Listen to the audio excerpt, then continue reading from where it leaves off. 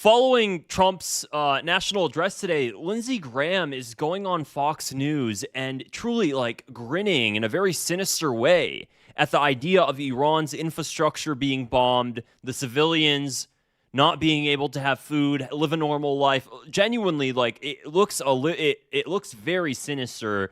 I'm gonna play this for you guys and let's talk about it. So take a listen to this. What I learned tonight, Iran's going to have a choice in 2 to 3 weeks. You either do a deal where you get out of the business you were in, or we're going to blow your stuff up that will allow you to function as a nation. That is your choice. Well, let me ask this. This part right here. By the way, I don't even think they have 2 or 3 weeks, Senator. That's 2 or 3 weeks when their infrastructure would be blown up. That's their electric grid. That is their ability to have any income. The lifeblood of their entire economy is oil.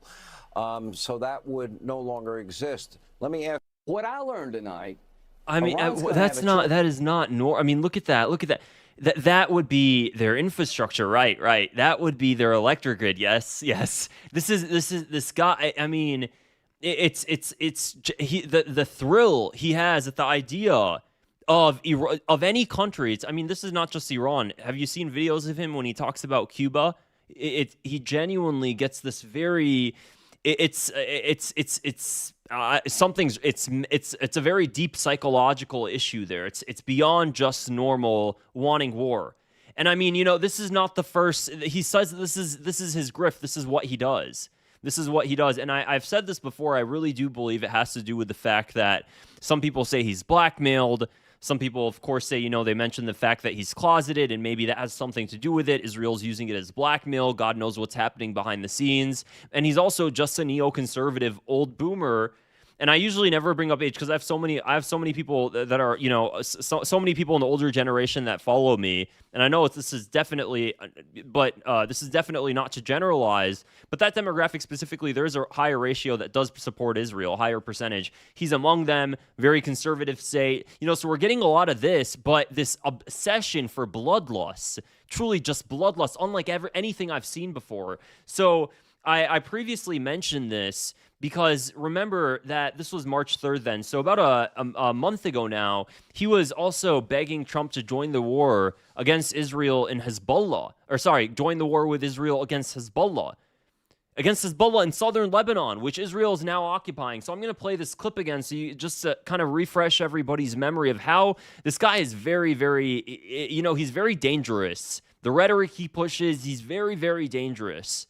And he's been getting everything he wants. I mean, you see photos of the guy in Mar-a-Lago playing golf with Trump. So he this is one of the mouthpieces that's spewing this propaganda in Trump's ear. I'm going to play this again. Take a listen. And they support Hezbollah, Hamas, and the Houthis. One thing to President Trump, in case you're watching.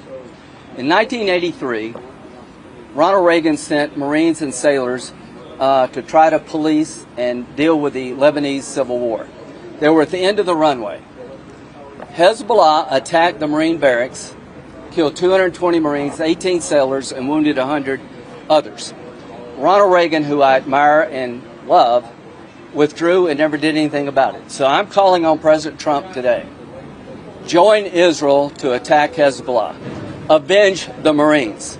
America never forgets. Those 220 Marines and 18 sailors' families, we want to go after the infrastructure that killed your loved ones. They're IRGC assets in Beirut as I speak. President Trump, come up with a new operation called Simplify. Fly with Israel and go after Hezbollah, who has American blood on its hands. So none of it again benefits Israel's interests. This guy is a massive threat. What, genuinely, if you're the leader of the United States of America and you're doing a pros and cons sheet, this is what I would do. Okay, is it a threat to the United States? No, don't mess with it. Is it a threat to the regional? Is it a threat to the global economy? No, don't mess with it. And then you look at the other side. Is it a genuine threat to the United States? Yes, then let's look into it. Let's actually consider doing something about this. There's no threats here.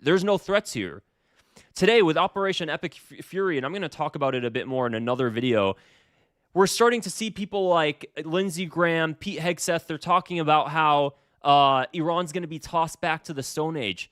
And okay, and then what do you achieve? What do you achieve once that happens? They act like that's a win. Is the win now to just destroy countries and then what? Watch the global economy suffer? You know, the reason that they say this sort of stuff is because it hits. Unfortunately, we live in a world where people, you know, a lot of people are busy in their day-to-day lives.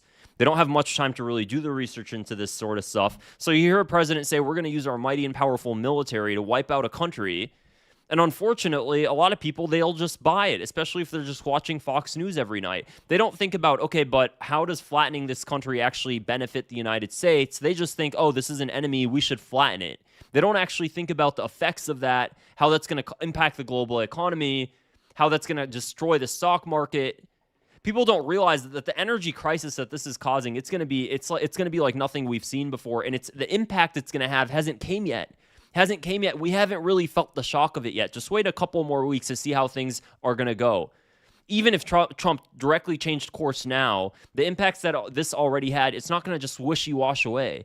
And now we have people like this consistently trying to push us into more.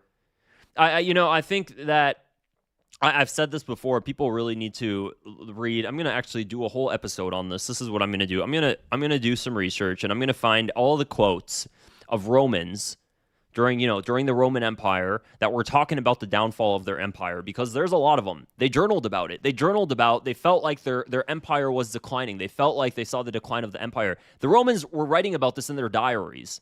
So this is very thoroughly, by the way, as well. They started talking about the moral decay, the corruption, the overextension of the military.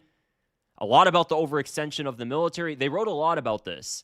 Okay, and then I'm actually excited. I'm gonna do that, and then we're gonna compare it to the stuff that's going on right now today with the American empire, and you're gonna be like, okay, does it seem like we're kind of going down the same path right now? Maybe then it's time to change course. That's what I'm gonna do, because it's so obvious that it's starting to get irritating that how do these people not see it?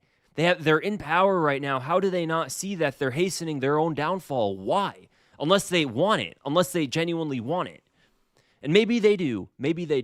So that's it for this video, guys. If you found it interesting, well, first off, let me just go ahead and go through some of the comments here. They might get exiled again by the new Roman Empire. Yeah, probably. He creepily looks young for his age. Maybe he eats children. Hey, Grandpa of 10, thanks so much for the super chat. I really appreciate it. It means a lot. Thank you so much. I hate the way he says Israel. The USS Liberty, exactly like the USS Liberty. So, yeah, anyways, guys, that is it for this video. If you found it interesting, please just go ahead and click the subscribe button below and give it a thumbs up as well. It helps me reach more people like you. Also, one of the best ways to support my channel is by joining as a member. So if you click the join button below next to the subscribe button, it's just $5 a month, and you get to see member-only videos I do every single day. Helps me do this as a full-time job for you guys too. So hope you guys enjoyed this. Otherwise, I will see you next time. Take care and have a great day.